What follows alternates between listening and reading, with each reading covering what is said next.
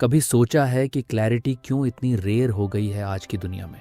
हर तरफ advice, options और distractions हैं, लेकिन असली सवाल का जवाब कोई नहीं देता।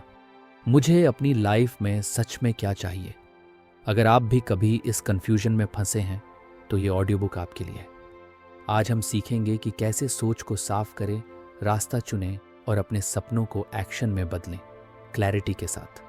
वेलकम फ्रेंड्स, ये है आपका अपना किताबी मंजिल चैनल, जहां हर सीख आपके लिए है, सिर्फ आपके लिए। चलिए शुरू करते हैं द बुक ऑफ क्लैरिटी की जर्नी। चैप्टर 1, जब सब कुछ होते हुए भी खालीपन लगे। हम सब बड़े होते हैं एक इनविजिबल चेकलिस्ट के साथ। अच्छे मार्क्स लाओ, अच्छी नौकरी करो, शादी कर लो, घर खरीदो। लेकिन कभी कभी सब कुछ टिक करने के बाद भी एक अजीब सा खालीपन रह जाता है, जैसे कोई ज़रूरी चीज़ मिसिंग है, पर समझ नहीं आता क्या। पारस चोपड़ा कहते हैं कि ये खालीपन इसलिए है क्योंकि हम कभी खुद से पूछते ही नहीं कि असल में हमें चाहिए क्या। हम बस वही चाहते हैं जो सोसाइटी ने सिखाया है चाहने के लिए। क्लैरिटी की सबसे पहली डिमांड है ब्रूटली ऑनेस्ट होना। खुद से पूछो, क्या मैं सच में ये चाहता हूँ या बस दुनिया को दिखाने के लिए कर रहा हूँ? ये सवाल अनकंफर्टेबल है क्योंकि कई बार जवाब वो नहीं होता जो हमने सोचा था, लेकिन यहीं से असली जर्नी शुरू होती है। पारस चोपड़ा बताते हैं कि क्लैरिटी किसी मैजिकल एपिफनी से नहीं आती, बल्कि छोटे छोटे सवालों से आती है। जैसे अगर आप प्रमोशन के पीछे भाग रहे हो तो क्या वो सिर्फ पैसे के लिए है या वैलिडेशन के लिए? अगर शादी करना चाहते हो तो क्या वो लोनलीनेस से भागने का तरीका है या जेन्युइनली किसी के साथ जिंदगी बांटने की इच्छा? फर्स्ट प्रिंसिपल्स थिंकिंग यहीं काम आती है। किसी भी डिजायर या गोल को ब्रेक डाउन करना, उसकी जड़ तक पहुंचना। जो चीज बचती है after all the layers are peeled off, वही आपका सच है। और क्लैरिटी तभी पॉसिबल है जब हम उस सच को एक्सेप्ट करते हैं, चाहे वो कितना भी पेनफुल या सरप्राइजिंग क्यों ना हो।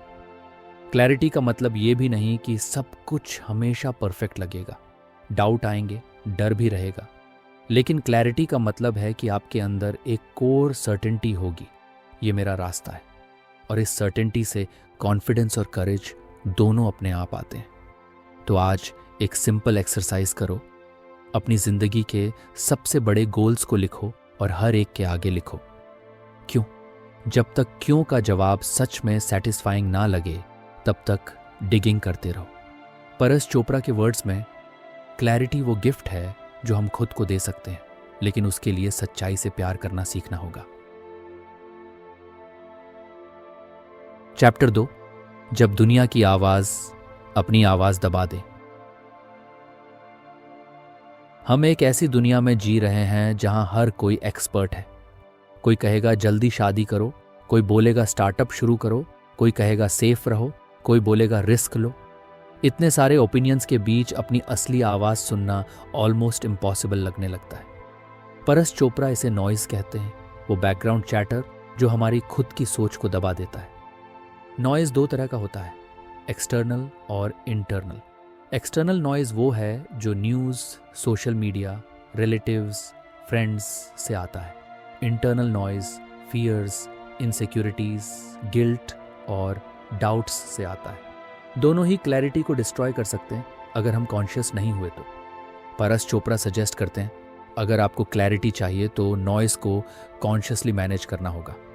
इसका मतलब है अपने इनपुट्स को फिल्टर करना। हर न्यूज़ पढ़ने की ज़रूरत नहीं है, हर रैंडम एडवाइस फॉलो करने की ज़रूरत नहीं है। सबसे ज़रूरी बात, हर फियर को सच मानने की ज़रूरत नहीं है। इंटेंशनल आइसोलेशन एक पावरफुल टेक्निक है जो पारस बताते हैं। हर दिन 30 मिनट खुद के साथ बिना कोई डिवाइस, बिना कोई डिस्ट्रैक्शन बैठो। बस अपने दिमाग के विचारों को ऑब्जर्व करो। शुरू में दिमाग रेजिस्ट करेगा, बोर्डम महसूस होगा, लेकिन धीरे धीरे आपकी असली आवाज़ उभर कर सामने आएगी।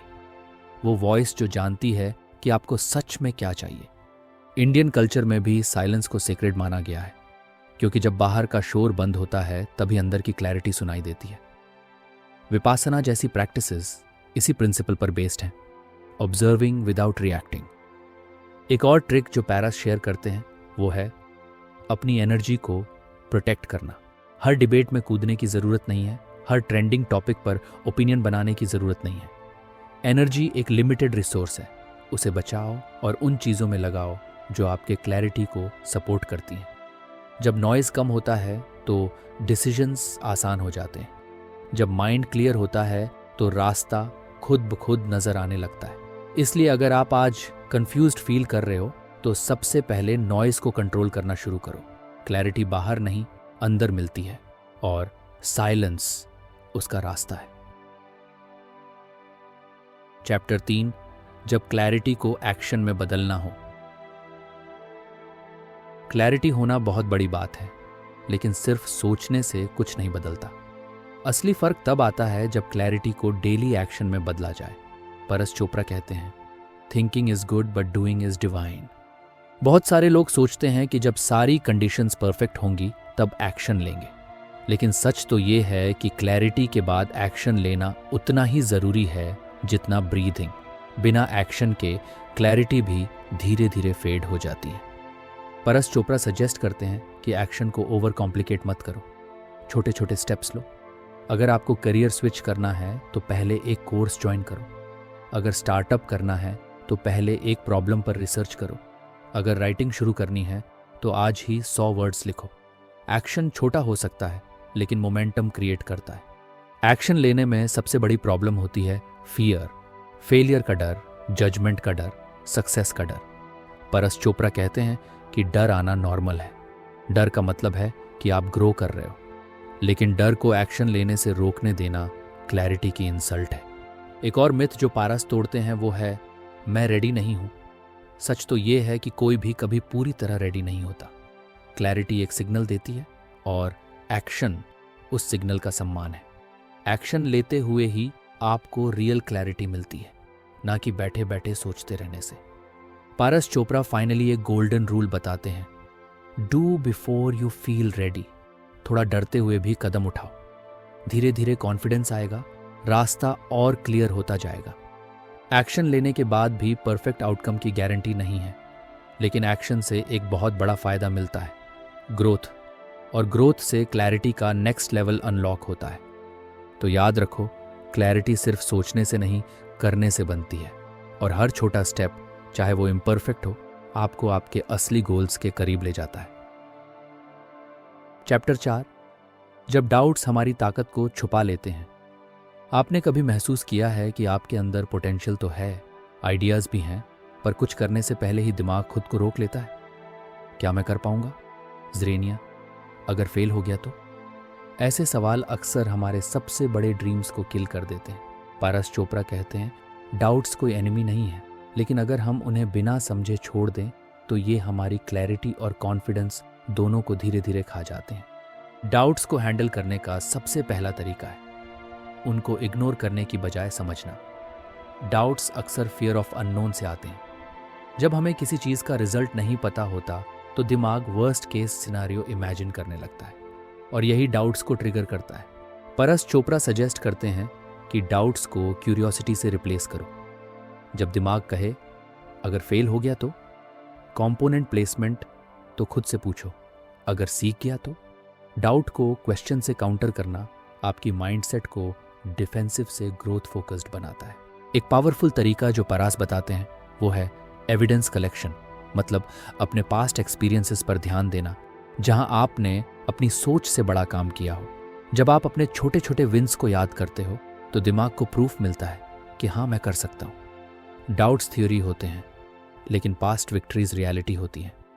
इंडियन कल्चर में भी श्रद्धा यानी सेल्फ बिलीफ को बहुत महत्व दिया गया है और परास चोपड़ा भी इनडायरेक्टली इसी फिलॉसफी को सपोर्ट करते हैं। सेल्फ डाउट से लड़ने का सबसे बड़ा तरीका है सेल्फ ट्रस्ट को मजबूत करना। डाउट्स पूरी तरह खत्म नहीं होंगे और ज़रूरी भी नहीं है कि खत्म हो। डाउट्स एक तरह का सेल्फ चेक मैकेनिज्म है, पर फ़र्क ये है कि क्या आप उन्हें सिग्नल मानकर एक्शन इंप्रूव करते हो या एक्सक्यूज़ बनाकर एक्शन रोक देते हो। अगर आज आप किसी नए कदम से डर रहे हो तो एक काम करो, उस डर को डिटेल में लिखो। वर्स्ट केस क्या हो सकता है, और फिर सोचो अगर वो हो भी जाए तो आप उसे कैसे हैंडल करोगे। अक्सर जब हम अपने डर को कागज़ पर उतारते हैं तो वो उतना स्कैरी नहीं लगता जितना दिमाग में घूमते हुए लगता है। पारस चोपड़ा का मैसेज क्लियर है, डाउट्स नेचुरल है, लेकिन वो स्टॉप साइन नहीं है। वो बस स्पीड ब्रेकर्स हैं जो आपको थोड़ा सोचने को कहते हैं, लेकिन चलते रहना ज़रूरी है। क्लैरिटी कोई ऐसी चीज़ नहीं जो सारे डाउट्स को हटा देती है। क्लैरिटी वो लाइट है जो डाउट्स के बीच भी रास्ता दिखाती है।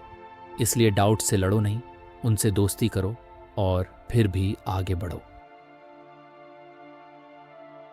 चैप्टर 5, जब चॉइसेस ज़्यादा हों तो क्या करें। आज के ज़माने में प्रॉब्लम ये नहीं है कि ऑप्शंस कम हैं, प्रॉब्लम ये है कि ऑप्शंस बहुत ज़्यादा हैं।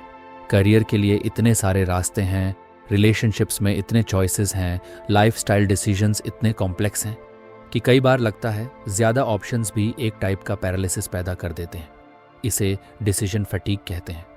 परस चोपड़ा बताते हैं कि क्लैरिटी का असली इम्तिहान तब होता है जब सामने बहुत सारे अच्छे रास्ते होते हैं। सही रास्ता कैसे चुनें? उनके हिसाब से इसका सबसे सिंपल तरीका है अपने कोर वैल्यूज़ को जानना। कोर वैल्यूज़ मतलब आपकी ज़िंदगी के वो 3-4 प्रिंसिपल्स जिनसे आप कभी कॉम्प्रोमाइज़ नहीं कर सकते। जैसे अगर आपकी वैल्यू है फ्रीडम, तो ऐसा करियर चुनना जहां आपको दिन रात एक क्यूबिकल में बंद रहना पड़े, वो आपके लिए कभी फुलफिलिंग नहीं होगा, चाहे सैलरी कितनी भी अच्छी क्यों ना हो। अगर आपकी वैल्यू है क्रिएटिविटी, तो एक रूटीन और रेपिटेटिव काम आपकी सोल को ड्राई कर देगा। परस चोपड़ा कहते हैं, जब डिसीजंस टफ लगें तो खुद से बस एक सवाल पूछो, क्या ये रास्ता मुझे मेरी कोर वैल्यूज़ के करीब ले जा रहा है या दूर? बस इस क्वेश्चन से ही 80% कन्फ्यूजन खत्म हो जाती है। एक और ट्रैप जो पारास बताते हैं वो है शाइनी ऑब्जेक्ट सिंड्रोम। हर नया ऑफर, हर नया अपॉर्चुनिटी इनिशियली एक्साइटिंग लगती है, लेकिन एक्साइटमेंट के पीछे भागते रहना क्लैरिटी का दुश्मन है। हर बार पॉज करो और सोचो, क्या ये मेरी बिगर लाइफ विजन से अलाइंड है? चॉइसेस को सिंप्लीफाई करने का एक और तरीका है डिसीजन डेडलाइंस रखना। परास सजेस्ट करते हैं कि कोई भी बड़ा डिसीजन लेने के लिए खुद को लिमिटेड टाइम दो। बहुत सोचने से डिसीजन बेटर नहीं होते, बस डाउट्स ज़्यादा बढ़ते हैं। इसलिए डिसाइड करना भी एक स्किल है और वो प्रैक्टिस से शार्प होती है। इंडियन एनवायरनमेंट में जहां फैमिली और रिलेटिव्स के एक्सपेक्टेशंस भी डिसीजंस पर असर डालते हैं, वहां अपनी आवाज़ को सुनना और भी क्रिटिकल हो जाता है। रिस्पेक्ट करना ज़रूरी है, लेकिन एट द एंड आपके ड्रीम्स आपकी रिस्पॉन्सिबिलिटी है। परस चोपड़ा का सिंपल मांट्रा है, ज़्यादा ऑप्शंस होने पर क्लैरिटी पाने का सबसे अच्छा तरीका है अपने दिल और दिमाग दोनों की सुनना और फिर कॉन्फिडेंटली मूव करना, चाहे थोड़ा डर भी क्यों ना लगे। तो अगली बार जब जिंदगी आपको 10 रास्ते दिखाए तो अपने अंदर के कंपस को याद करो, वो हमेशा सही दिशा दिखाएगा। चैप्टर 6, जब फियर आपको पीछे खींचने लगे। फियर, ये छोटा सा वर्ड पूरी दुनिया में सबसे बड़ी रुकावट बन सकता है। Fear of failure, fear of rejection, fear of judgment, ये सारे डर हमें उस जगह रोक देते हैं जहां से आगे बढ़ना पॉसिबल होता है। परस चोपड़ा कहते हैं, फियर को मारने की कोशिश मत करो, उसे समझो। फियर का असली काम है आपको सेफ रखना। एवोल्यूशनरी टाइम से हमारा दिमाग प्रोग्राम्ड है, खतरा दिखे तो भागो या छुप जाओ। लेकिन आज के ज़माने में खतरे फिजिकल नहीं है, इमोशनल है। किसी के सामने प्रेजेंटेशन देना, किसी नए आइडिया पर काम करना, किसी गलत डिसीजन के कॉन्सिक्वेंसेस झेलना, ये सब दिमाग के लिए थ्रेट्स बन गए हैं। परस चोपड़ा सजेस्ट करते हैं कि फियर को सिग्नल की तरह ट्रीट करो, ना कि स्टॉप साइन की तरह। जब डर लगता है तो ये एक इंडिकेशन है कि आप अपनी कंफर्ट जोन से बाहर जा रहे हो, और ग्रोथ हमेशा कंफर्ट जोन के बाहर होती है। फियर को मैनेज करने का एक तरीका है माइक्रो एक्शंस। छोटे छोटे स्टेप्स लो जो बहुत स्कैरी ना लगे, लेकिन धीरे धीरे आपको उस बड़े डर के पास ले जाए। जैसे अगर पब्लिक स्पीकिंग का डर है तो आज एक छोटा सा 2 मिनट का वीडियो रिकॉर्ड करो सिर्फ अपने लिए। धीरे धीरे फियर छोटा लगता है। परस चोपड़ा एक और कॉन्सेप्ट बताते हैं, फियर सेटिंग। ये टिम फेरिस से इंस्पायर्ड है। इसमें आप वर्स्ट केस सिनारियो इमेजिन करते हो, फिर सोचते हो कि उसे कैसे हैंडल करोगे। जब आप मेंटली तैयार होते हो वर्स्ट केस के लिए, तो फियर का ग्रिप थोड़ा कमज़ोर हो जाता है। इंडियन सोसाइटी में अक्सर फेलियर को बहुत बड़ा स्टिग्मा बना दिया गया है, लेकिन पारस चोपड़ा याद दिलाते हैं कि हर सक्सेसफुल इंसान ने कहीं ना कहीं मैसिव फेलियर्स फेस किए हैं। फेलियर सिर्फ एक फीडबैक है कि ये तरीका नहीं चला, कोई और तरीका ट्राई करो। फियर आपको कमज़ोर नहीं बनाता, फियर आपको इंसान बनाता है। लेकिन फियर से पैरालाइज होना आपकी चॉइस है। और जब आप क्लैरिटी के साथ फियर का सामना करते हो तो डर पावर लूज कर देता है, फिर वही डर आपकी स्ट्रेंथ बन जाता है। तो अगली बार जब भी डर लगे तो याद रखना, डर सिर्फ एक दरवाज़ा है और उसके पार वही जिंदगी है जो आप डिजर्व करते हो। बस एक कदम बढ़ाना है, बस एक डिसीजन लेना है।